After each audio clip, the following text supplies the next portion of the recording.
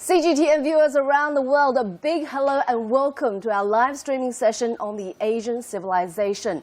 How did we get here and where are we heading as we go into the fourth industrial revolution? Well, joining me for this super interesting discussion as well as a big meaty topic are my esteemed panel of guests. We've got Mr. Donny Huang, who is a veteran of multinational companies and also founded China's first cross-cultural institute called Four Stones. We've got Mr. Jiantuo, who is the Assistant Secretary General at the China Development Research Foundation, a two-decade veteran of development economics and policy advocacy, as well as Mr. Qu Qiang, who was the Assistant Director of the International Monetary Institute at Renmin University. Welcome to you all. Thank you for joining me on this rather hot afternoon. So before we get to our discussion, we are going to tell you how we got here. Instead of toiling away out there in the paddy fields, we are sitting in a skyscraper in Beijing where there's air-conditioned comfort, and also we're broadcasting to you, to millions and millions of mobile devices around the world. So how did we get here? Let's show you the first three industrial revolutions. The first industrial revolution originated in Britain in the 1760s, powered by a major invention, the steam engine. The steam engine replaced hand production with mechanization in the textile industry, giving birth to factories. The second industrial revolution came about a century later as automaker Henry Ford mastered the moving assembly line and ushered society into the age of mass production. Sectors such as steel, oil, and electricity emerged. Globalization sped up as the expansion of electrical power, railways, and telegraph lines facilitated the movement of people and ideas. The third revolution, often referred to as the digital revolution, began in the 1960s. With the inventions of the semiconductor, personal computers, and the internet. Electronics and information technology are shifting production methods from mechanical to digital. Easy and affordable access to the internet continues to change the way people live. Discussion on the first three industrial revolutions with our panel. So I guess the first question needs to go to Mr. Qu Qiang, who is wearing traditional Chinese garments. Why is that, Mr. Qu? Well, it's been a long time since Chinese people are showing their faces in the world stage with their traditional clothes. Everybody knows the Japanese people will have the kimono, and the Korean people will have the yangban clothes, and also Vietnam people will have, the longis, as well as the Thailand people and all the Arabic, countries, and as well as the Indians. But Chinese, for a long time, they don't show up with their traditional clothes. And let me show you, this is traditional Chinese clothes. It's called Hanfu, the clothes of a Han ethnic. I'm proud of it. So, Mr. Yu, why do you think that China, that the first industrial revolution didn't start in China, despite the fact that we had steel making, we used coal way before the British? Well, there are lots of reasons for the why the first industrial revolution hasn't happened in China, but it's important for us. But China did benefit from the first industrial revolution. It largely changes the way of people transport from one place to another, and also it's more fundamentally changes the way people look, people's view on the world, and people's knowledge about the life of other society. So that's bring and inspired people's imagination about modernization, about the what is a good life for ourselves. So that's a very important one. And Donny, how did the past three industrial revolutions shape the way Asians behave and manage our societies? I think it's very important is that, like what you mentioned, is that industrial revolution didn't start in China or in Asia. But China, we are kind of benefit from that. It's a shape that, especially the technology that shaped China, Asian, that enhance their living standards and then industrial development. I think it's for China, for example, we didn't catch up, with the industrial revolution until recently. So we, especially like there's a book called The Rise and Fall of Great Power, written by Paul Kennedy. They have a chart talking about in China, in 1800, China accounted exactly 1/3 of the world wealth, but that is in agricultural society. China did tremendous, achieve a great accomplishment in agricultural society, but we didn't catch up with the industrial, revolution. So China's, the development was deteriorating since industrial revolutions. So since then, China kind of catch up with that. So now it's still, I was saying that China is still working with the Western civilization, how to integrate the benefits or the accomplishments and values that are created by the Industrial Revolution, and China would integrate it with our ancient values, that how to create, integrate together to move China forward. So, Mr. Qu, do you think it's precisely the fact that China did so well with the agrarian society and the model that it didn't need the Industrial Revolution to as a disruption? Wow, you gave me a really complicated question. But how can I say so? I think the answer would be no.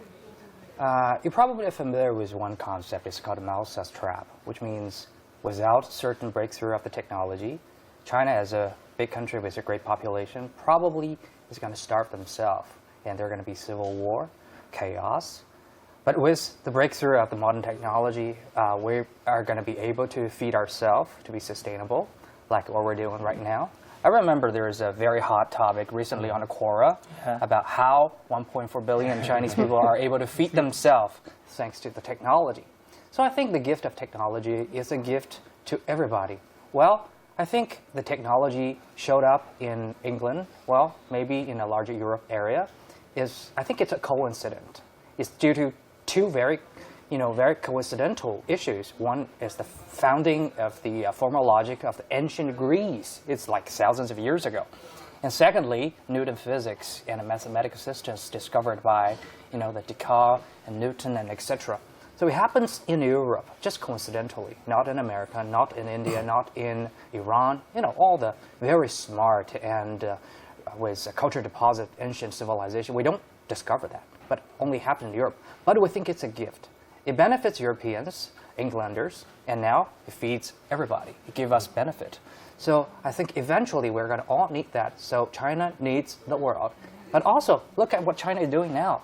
In the World AI papers, you are going to find out China is among probably the most published papers in the whole world. China is catching up, becoming the leading force in the third industrial revolution. The quality of the papers and the patents really high. Is something else to be discussed. But before we get onto the next subject, which is about the fourth industrial revolution and where Asia is heading, let's show you a story on that.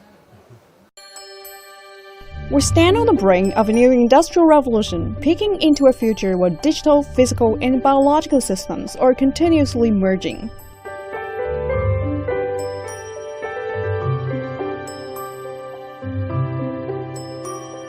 Artificial intelligence augments skills in every industry. Automation and 3D printing disrupt century-old transport and manufacturing paradigms. Blockchain blurs the boundaries between the digital and physical worlds. Neurotechnology visualizes how the human brain works. Like the founder of the World Economic Forum, Klaus Schwab, said, "The next revolution changes us as well as what we do." Low costs and more effective global supply chains will open new markets and drive economic growth. High efficiency could enable an economic model that focuses on maximizing human well-being. Let's get back to our panel of guests and keep talking about where Asia is heading in the fourth industrial revolution. Now, Donny, you and I were talking offline the other day about the changes to be brought by this Industrial Revolution 4.0, and you were saying that the changes are going to be much bigger and faster. So what are some of the possible downsides of that? Downside for that is everything and double the speed and then destructions in some way. Especially, just think about it. Automatic weapons, is intelligent weapons when you create it, and then how dangerous it is. Another downside is, AI probably going to redefine the relationship between human and machine.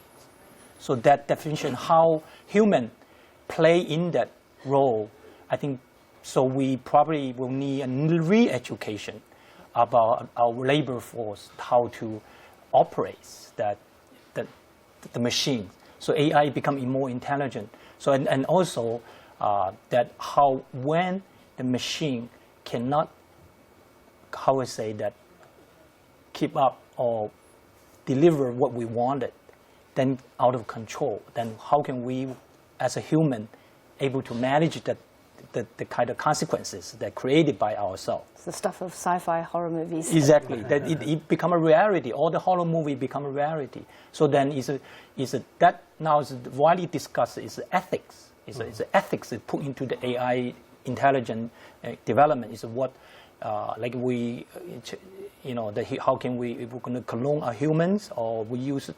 So I think most important is to discuss what we can do or we cannot do to use the AI technology. Mr. Yu, in your sphere of developmental economics, how do you see the fourth industrial revolution, the upsides and the downsides? Yeah, I fully agree with Mr. Huang about his comments on the development of technology, in particular on the AI. Actually, last year, my foundation, we jointly launched a report with Microsoft, and the topic is about the how to cope with ethical challenge brings by AI. Actually, it is. Let me take example. For example, the driverless car. Because of a driverless car, so now it is technically almost mature. And actually, Baidu and Google and many other companies already has very successful experiments on that. But the problem is, so if we let all decisions made by AI system, that will be problematic. For example, if there is a driverless car and it is driving on the road, so when there is some accident. So which one you choose to? So that will be an ethical challenge. So we can't let AI do it by itself, and a human being should made the final decision on that. So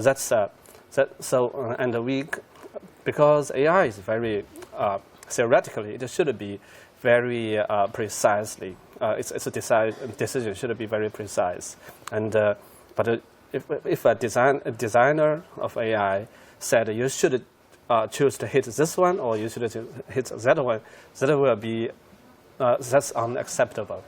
But for people, we allowed people to make a mistake. So it's bad in our society.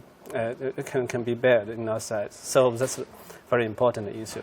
So and also the development of AI and also other automation technology will bring let huge potential for economic growth.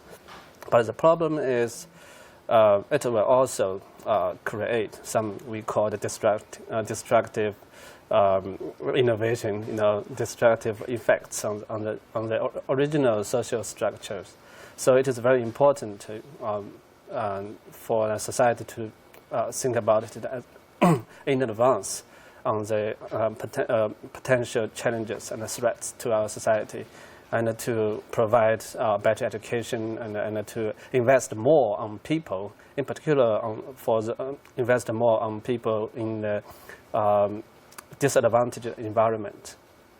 And Mr. Chu, do you want to come in on the subject of ethical dilemmas and especially Asia's role in the future of the fourth industrial revolution? Well, according to ancient Chinese logic and philosophy, I think humans act according to the natural rule, and human and nature are one. So I think according to that principle, if human being following the natural rule and scientific rule, which is, if we developed AI, then AI it is. Well, I have several points in here. So first of all, we don't need to be very afraid of AI. So everybody is boasting and have been exaggerating about the fourth industrial revolution. I can tell you that the fourth industrial revolution is not there yet. According to my study and my research institute, there are three features of an industrial revolution. You got to be revolutionize your, power, which means we have coal in the first one, and we have petroleum and electricity in the second and third industrial revolution. Think about the fourth one. Do we have a new type of power? We don't have it. So if the AI rise up and say, hey, okay, we're going to destroy a human being, and then after 40 minutes, okay, I'm going to recharge myself. I'm running out of power. Okay. So we don't have a long-lasting and more powerful power in there. And secondly, we have to revolutionize our transportation system. Think about it. We're still using wheels and wings, nothing else.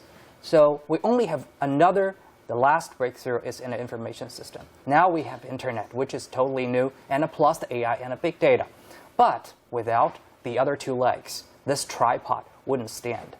And secondly, I think for human being, what defines us? Human being is different from animals is that we die, but our culture lasts. Just think about it. My ancestor is from the ancient Mongolian tribe. I'm a Khitan. I'm a Khitanese, which is been in China 1,000 years ago. We come from the north, and when we march into China, we set up a kingdom, and now our people become one part in the great Chinese family. I speak Chinese, I wear Chinese gown, and people come and go, but Chinese culture is still here. So in the future... But some would argue that you have assimilated into the Han culture. Yeah. So Han culture has always been here. It's like a melting pot, absorbing with more diversities. But thinking about that in the future, if we're going to go interstellar travels, we went through the wormhole, we're going to spread our culture and thoughts of human beings all over the universe. But our physical body cannot stand the impact of the gravity, of the gamma ray and everything. We need machines to help us to spread our thoughts. We won't be there, but our thoughts will be there. And AI is going to help us. So I'm very positive about this technology. So you're saying that the fourth industrial revolution is something that Klaus Schwab invented to sell more tickets to the World Economic Forum? Yeah, we're still in the very, very beginning of the fourth industrial revolution, so we still have a long way to go. And what about this anti-globalization sentiment that seems to be growing in places? How is that going to affect, Asian civilization as we know it?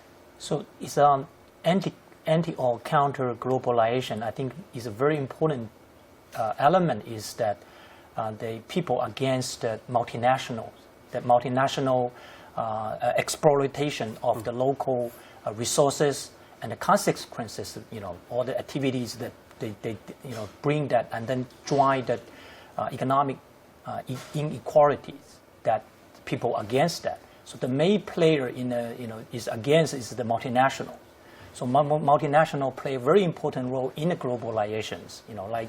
Like today, China, without the involvement of multinationals, China will like not Volkswagen, like this. Yeah, Volkswagen, more with GE, and same like Japan. Same. So the Asian. Do you think they're being unfairly blamed, multinationals? Because surely they bring a lot of good. Yeah, it's like two sides of one coin.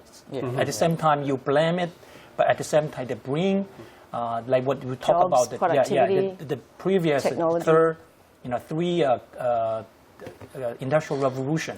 The key of them is that they rearrange the means of production, right? The means of production in agricultural society is a people and land, but now it's changed the elements, the key, the means of production. So now in Asia we help us. So China didn't catch up first like Japan. They catch up in industrial revolution in second industrial revolution, but China is kind of now we heavily invest in the fourth industrial revolution. That we will actually the fourth industrial revolution. A lot of research is saying that they actually level the playing field. You restart it again. If you left behind and then left behind, forever. So that's why in Asia, every country, including Japan, Korea, Singapore, even India, they all heavily do not want to be left behind. They want to jump into the level because China didn't do well in the previous three, and now in the fourth one, we wanted at least want to do not want to left behind. We cannot say we are spearheading, but at least we do not want to left behind again this time. I think Mr. Yu, you were recently in the US on, was it a fellowship? I think at Harvard. What do you make of the anti-globalization and also the current tensions between China and the US and what might become of it in the future? Well, when we are talking about globalization and the sentiment of anti-globalization, it is very important for us to make it clear globalization of what and globalization for whom. And this is a very basic question we needed to answer. So globalization is a very multidimensional. It brings lots of factors and also the people who many people may benefit from globalization and many might get lost in this during the process of globalization. And for some people maybe the impacts are just quite mixed. So it's very important. According to my own observation, even in the U.S. Now many people think it's U.S. should retreat from a globalized system. Is that even possible?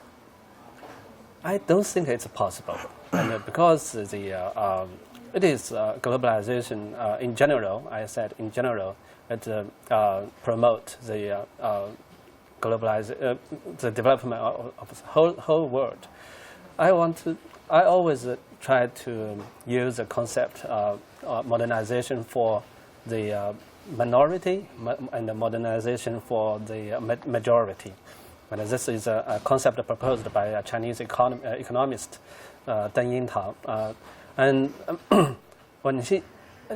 so in the first and actually in the last three industrial revolution, actually whole world only about 15% of people can benefit from the from the modernization and can enjoy the high quality life.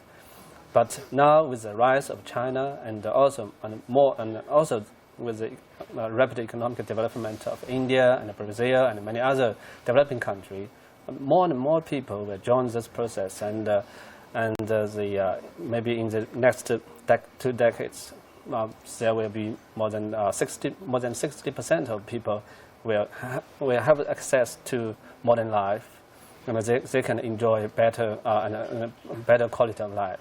That's important for the so that's from the very basic one. So no country can reject this process, I think. But for some group, it is important. They did get lost in the during the process. But this is an issue more closely related to the domestic policy. So you can't do nothing to cope with such challenges, bring the income inequality or some other challenges bring from the globalization. But it is very important for us to rethinking about. So we needed to clarify what is globalization mean, and who can benefit or who get lost in this process. Mr. Chu, your ideas on this revision of globalization that should be taking place? Well, I think we've been talking a lot about globalization. I think globalization is eventually the direction. It's good. It's absolutely good. The thing is, we're facing a dispute between the haves and have-nots, fasters and the slowers. That's the whole problem. And we're facing this situation like in the past 100 and 200 years. Every time when the globalization is expanding too fast, like when UK are expanding all over the world, and the have-nots will rise up. And then the Second World War shows a similar result. Here, because we have the new international governance and the new order, so I don't think a war is an imminent threat. But you see all kinds of other, like trade and economic conflicts, are become a new form of confrontation. In the future, I think we still need globalization. I have summarized a formula for the success of human beings. So if a country, if a race, if a group of people want to get success, you need something called the genius big number, which means you have to engage with as large number of people you want and give them great education. As this base number goes on larger and larger, and you have a larger proportion and a larger probability to generate a genius. And this genius can give you a breakthrough in tech, like Newton, like Einstein. Like in China, we have Qian Xuesen. They're like the genius. But only when this number, educated number with a free mind is large and larger and larger. And it's a diverse group of people. Yes, it needs diversity a lot. So we need to unite the whole globe. That's the reason why our slogan in the Tiananmen Square is that unites the people all over the world. We realized that when we found this country. Yeah. So I think this is important. Don't go against it, but find some new solution to treat these side effects. Okay. Now we're going to move on to the next topic, which is about integration and cooperation within Asia, because intra-regional trade, investment, tourism are all growing rapidly in this very dynamic region. Where to next? Asian economies have been actively promoting regional integration during the past 2 years. Research data shows that Asia's economic self-reliance rose to 54% in 2017, up from 51% in 2016. The data also shows that intra-Asia trade accounted for 58% of its total trade value in 2017. That contributed to 60% of global economic growth that year. On the investment front, the self-reliance also climbed from 52% in 2016 to 55% in 2017. Take China, for example. More than 80% of China's FDI is from Asian economies. That's the highest among all Asian economies. China also developed close trade relations with other Asian countries. Government data shows that 30% of China's foreign trade value in the first 11 months of 2018 was from Asia. That's more than $1.3 trillion. Japan, South Korea, and Vietnam are China's top 3 trading partners. Rising protectionism and trade tensions across the world are pushing Asian economies closer together than ever before. 17 new cooperation agreements were signed from 2017 to 2018. That's while 70 bilateral agreements are under negotiation. Talks on a free trade zone between China, Japan, and South Korea are also accelerating. In addition, negotiations on the regional comprehensive economic partnership are progressing as well.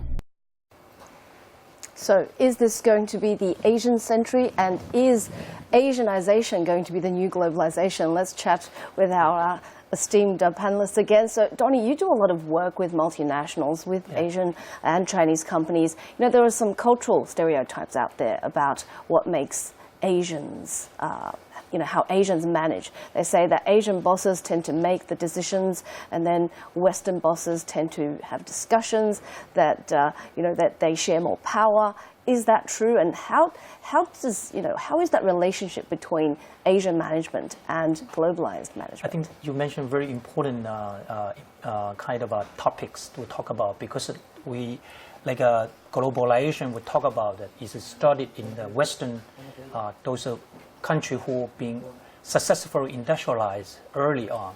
So they create multinationals. They actually, like, globalization is through their companies. So through also develop many very successful global companies. Like from study like Europe and China. Like United States, like GE, Procter & Gamble, Siemens, Shell. Those companies are capitalized on the successful industrial revolution, the technology they have, and the value they manage the company, the corporate value as a company, they are ingrained with their values. Who founded, gentlemen saying that from the West, the Western civilization, the core is ancient Greek's philosophy, and then Hebrews religion combined together. Some individual freedom is the DNA of the developed countries. So they integrate those values in the company. So that wherever they go, they will very much protect and spread that values of the companies. Where they're coming from. So then globalizations like China and Asians, especially in Japanese company doing well, especially in 80s, with the successful Japanese expanding to United States market, Toyota, Sony, those companies doing so well. So they actually American used to be don't believe Asians management style. They don't even say they have a management right system.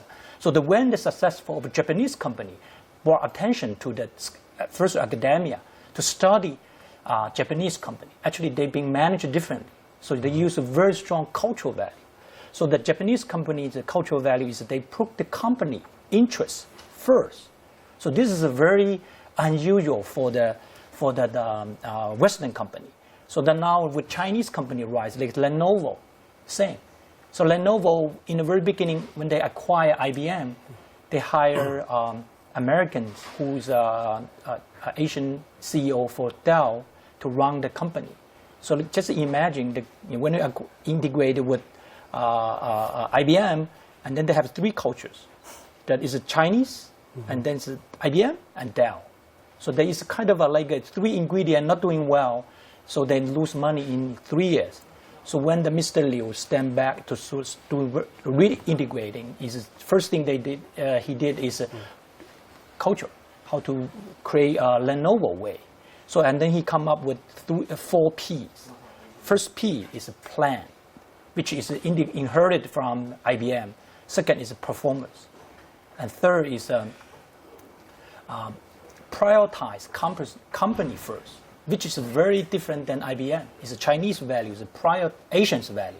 So prioritize company interest first. And four is practicing improving every day. This is the core of a Chinese Confucius value, self-cultivations. Even in like a Chinese and Confucius classics, great learning. There's a sentence like a passage to renew ourselves daily. So those values are now with the new integrations like a Lenovo, with a new Lenovo way, and throughout the world. And doesn't matter you are British or you are Americans or Brazilian, you step into Lenovo, there's 4 values you are bounded by and it's learning. So then create a very cohesive organization structure and system. So that since then, the Lenovo actually accomplished, enjoyed growth for more than like 15 quarters. So that is it, because everybody the noise is going one organizational directions. So that means Chinese, Asians values, Confucius values, and IBM's value, they integrated together and going out to create a kind of a cohesion yes. that create dynamics. Mr. Yu, do you buy into that idea of clash of civilizations? Do you think the Asian civilization will, as it has centuries before, allowed for a lot of diversity and have harmony within that? I think I myself don't by any means agree with the point that conflict of a civilization. Actually, I want to mention a book written by Professor Amartya Sen. And he is a Nobel laureate in economics, and the book named Identity and Violence, and he observed a very important phenomena on the violence, why violence happened, and it is this violence related closely to identity. When people simplified its identity, and sometimes label themselves only one identity. That is very easy for one group and the other group. There is a conflict with each other. But we are human beings. we are Chinese. We are men. We are a scholar, and we are a traveler, and we. Everywhere, and in any circumstance, we can label ourselves quite different, diverse levels. We can add layers onto our identities. Yeah. So this multi-dimensional of identity bring you more connections to other people, and help you to better understand how the way other people are thinking, and you have this is something just like sympathy and advocated by Adam Smith, So that's a very important issue, but I also think it's the Asia can play a very important role in this century, and just like I travel a lot in recent years, and I found almost every country, and you can met some people use WeChat, and actually people China has missed the first. We lagged behind in the first two industrial revolution, but we catch up now, and we can contribute. And not only China, but also the whole Asia, we can contribute a lot in this century but I myself quite reluctant to call it Asia century, because when we call it Asia century, the American people and the European people, what will they think? Sometimes they will think, well, it's your century and not mine anymore, and we have been marginalized during the process. Sometimes this kind of sentiment it's a source of conflicts and misunderstanding. So I think we should be very optimistic about our future, but also but this optimistic is based on the opportunity we can create for whole world and for different people in different culture and different civilization. Mr. Qu, how do you think this rapid rise in integrated trade, investment, and tourism are contributing to Asian civilization? You got me there. Actually, where does this come from? I mean, we've become a tourism destination and the money destination for like more than 2,000 years. Remember Silk Road, and now we have One Belt, One Road. Well, in the past 1,000, 2,000 years, Asia has always been the center of our culture center and trade center of the world civilization. Well, to be fair, there was no people in America, right? And also in Europe, they're still in the Dark Ages. Yeah, the Dark Ages. So a lot of traders and merchants and scholars, they come to China, they come to the Grand Asian places, come to Iran, India. So they discovered and generated a great, things in there. And due to the rise of the West, so the West start to dominate the world progress, the human civilization. Well, we need to thank them because they give us a lot of good things. I like wearing suit. It's also makes me handsome. And I also enjoy the air conditioners and all these technologies. So, but now there's a cycle. We call a cycle of human beings, Sometimes you rise up and then you slow down. And then another civilization rise up and slow down. So with all these ups and downs, human beings have enjoyed great diversities and development. Because if there's no wave in the ocean or in the water, in the river, the water just don't move. They just don't move. And there's going to be no fish inside of the water because there's no oxygen. So that's my point. And I think the tourism and the money comes into Asia right now is not a reason but a result. It shows Asian country and Asian culture and Asian value has been refound. And it shows up that whole ancient Asia and its culture have a sexy back. People are looking at this culture thinking, wow, it does have a true modern value. It's not old, it's not obsolete. Yeah, but we're talking about intra-regional. We're talking about Asians going to Asian destinations, making up a bulk of the total tourism pie, and also investments and trade. Oh, yes. In the past, well, this is also an interesting question. Well, in the past, the major investors and the tourists are from the West. Why? Because they're rich.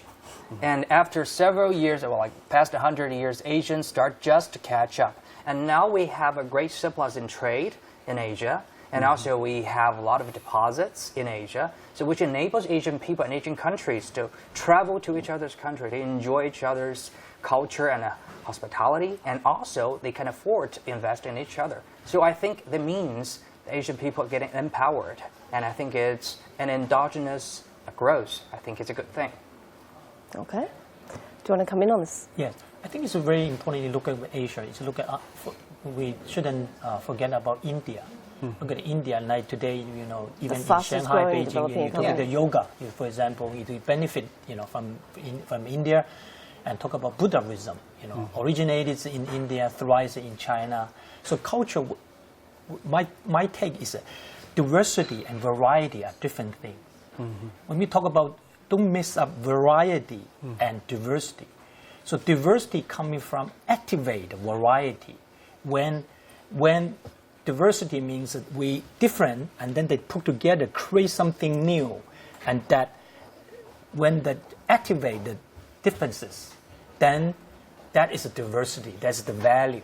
So then Asian had tremendous, the variety of cultures, and actually the trade and the tourist and human interaction and create a unique Asian diversities that a Western country, sometimes they don't understand where this is coming from. So it's actually, we have, I think based on the values, is Asian, talk about value is that we coming from inside out. Talk about self-cultivation. Indian is also self-cultivation. Mindfulness. Mindfulness is an insight to regulate ourselves first, and then interact harmoniously with the environment. And the Westerns, they started, from Christianity from outside, and it's very single. It's just one, and that's it. My God and your God. So those thinking is a very, I think, was like a lack of kind of we talk about diversities, is that actually meaningful, mindfully to integrate. But Asian, personally, I think we that enjoy that kind of diversity we have. So the Western, Asian countries also, in like Japan, all the Asian, Singapore, and that created that a new model, combining the West and East. I think that through that trade, education, tourist, I think, and the dynamic. I hope that the Asian, through the rise of Asian countries, more other part of the world, we have more interactions with human, and then we create kind of a new way for better life, for better world. I think that would be the diversity we talk about the world. Okay. Any more last comments before we wrap up this session? Well, I think it is quite important to think about the growing Asia, or the rise of Asia.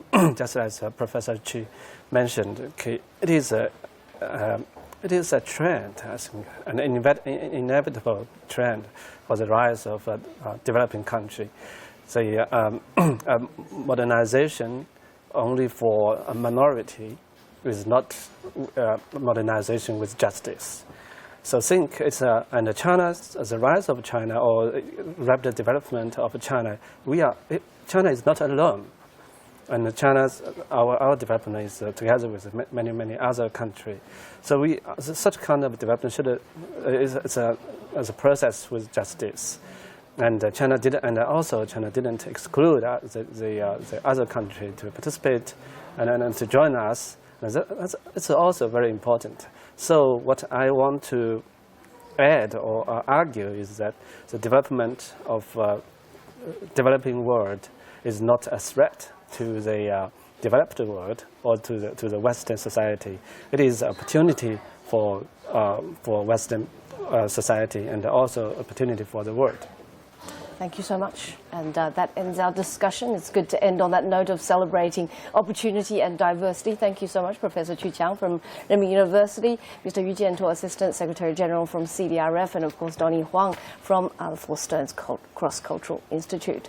So, of course, I do have to remind you, viewers, that we have an edited version of this very interesting discussion on our TV platform, that is Global Business on CGTN as well, so look out for that. And I certainly learned a lot about where Asian civilization is headed in this discussion.